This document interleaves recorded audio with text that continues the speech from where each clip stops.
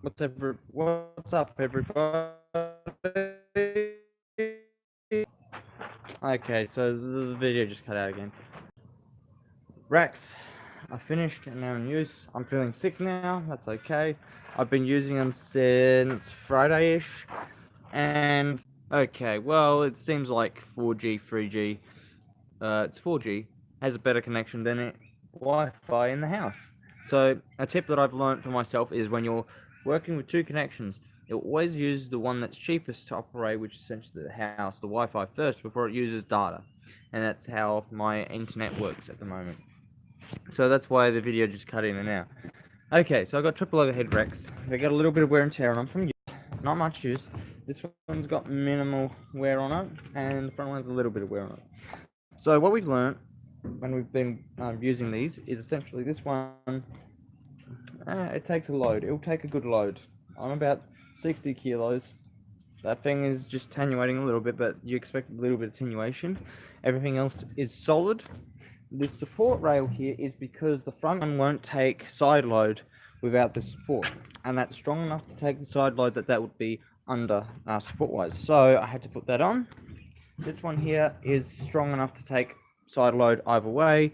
It has a tube like this underneath the tray that it sits into, like a slot, and it's welded on one side and it's welded around all the way around the top. Not perfectly, but it will hold. That's a strong enough weld because it's got plenty of weld, and then at the base it's welded that way.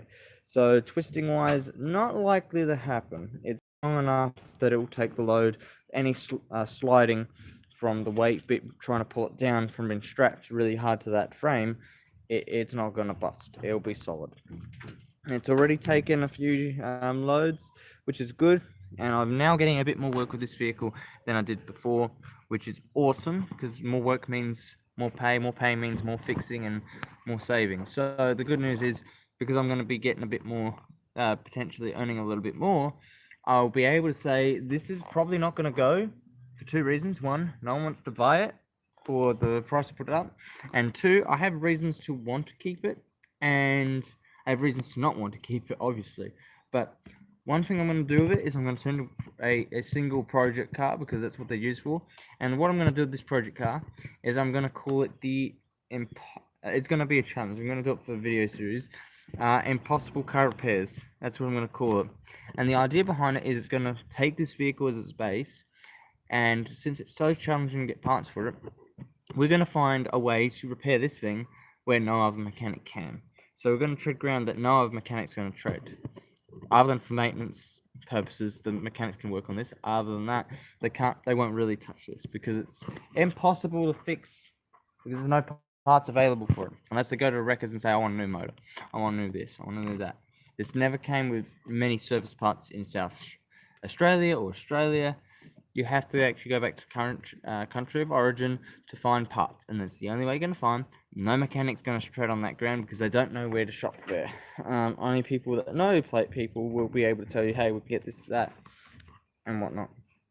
And because I don't have to drive it, it means I've got plenty of time that when I can afford parts, I can just order them in, wait for them, and when they're here, I can just stock up on them. I'll just get extras of things if they're affordable enough, so I never have a problem with needing parts. Say, for example, I need an oil filter. I'm going to do the same with this car, by the way. This car's getting a stock of parts just in case things go wrong with them. And that's because I need oil filters that are readily available for the services and any service parts, essentially.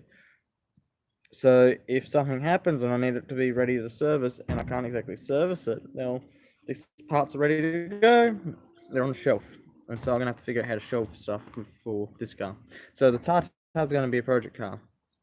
And that's going to be good for us on this YouTube channel, since no one else is going to want to work on this thing. There's a lot of things we consider doing, and I think as a team we can figure out what we're going to do with this car. I want some thoughts on colour, whether we should keep it white. It'd be a good driver as a white, and it will get me some work in other companies or in the same company, depending on what I do. What type of touring should we do with this vehicle, if any at all? And where should I take, whether I should paint it, what I should do with it. I'd like some opinions on what I should do with this vehicle and what work I should get done to it. Other than that, this vehicle I'm standing on now is beautiful. It's awesome. I just want to put screws in those, and then they are done. And I want to get some more E-track for installing into the tray. So I've got a little bit more clamping points, a few more clamping points. So I can put those E-track sections anywhere I need to. That it's gonna do what I need it to do whenever I need it to do it. I got the sack truck. I have nowhere I can put that, so it has to stay there, and it has to come up every time I do a different sort of load. It becomes a real pain in the butt. But that's okay. This thing I just found out not too long ago has a bit of sideways twisting, but that's okay. That twisting is okay because it needs some freedom to twist. You can't exactly make everything dead tight on a car. There's got to be a certain amount of stretch and twisting and stuff, so nothing is allowed to be perfectly engineered. They say perfect is when someone perfectly engineers something. It's actually when they imperfectly engineer something. That's when it's perfect, because if you over-engineer, things are too strong and it causes other problems. Because if not everything's balanced just right, you don't have the leniency in it. And I'm running away because it's raining and I don't want my phone getting too wet. So, tin roof means there's going to be a lot of noise. I got some extra good news, I got some extra bad news. Bad news, first of all, I'm potentially going to get a fine because I had my car out on the road one day. And on top of this, there's going to be some good news. I had it on the road one day because I had to go to work and I just backed it out into the road and I left it on the side. I came in after seeing a council vehicle. I saw a council vehicle in the neighbourhood. I had it the wrong way around my car on the street, and he went one way, and I had to run in and get something, I think. And I was only just there. I just got there, and I had to pull my car out of the driveway, and I think I forgot something. I was waiting for my job, but I also had to get the car out before 8. About 8:06, I might have copped the fine. So 6 minutes after I had to get the car out by, I might have gotten the fine. But as soon as I got back to my car, I got a job and I had to, dash straight to the job. Because that's what courier work's like. It's pretty intense. It's not really that forgiving, honestly. If you don't get enough jobs done, you don't earn enough. And so the council is just basically trying to force you to work harder so you can earn more, or try to tell you to work less so you earn less, and then they just get everything and you don't get nothing. And they basically force you to stop. So the good news is on that same day, we got the panels on the roof. If you can see them, you can, but you can't. I'm gonna just jump up here. And this is me risking my ass. And we got all panels on the shed. The reason we got panels is because our bill is not coming down, it's going up. We actually have that as an additional system. So all that system is tied into the shed on 3-phase. We have another system which is single phase, and the reason we got that system is because our power bill just keeps going up and up and up and up and up and up and up, and it just doesn't stop going up, and we're getting annoyed. So one thing we found out, that hot water system is drinking way more power than it should. It's probably warm, I have no idea. I got told you can feel the heat on it. I don't actually feel the heat. I don't actually feel heat. This I can feel something. That's hot. But I don't actually feel the heat. This thing is drinking lots of power. Ever hot. 3,600 watts. 240 AC. And because it's drinking so much, it's causing us an issue with our power. Now, Dad, let me just put this up to protect that, because that's old as anything Aurora. And it has generated, how much power today have you generated on 50 hertz? Not much. But this is really hard to read. As soon as you turn on the tap, 203 volts. It's only got about 60 watts of power it's generating.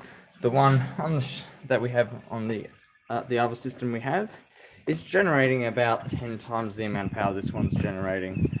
And it's only twice as large a system, but with extra capacity panel-wise, because apparently no panel ever run at 100% efficiency, and so they over panel it in order to make sure it's able to cope with the demand.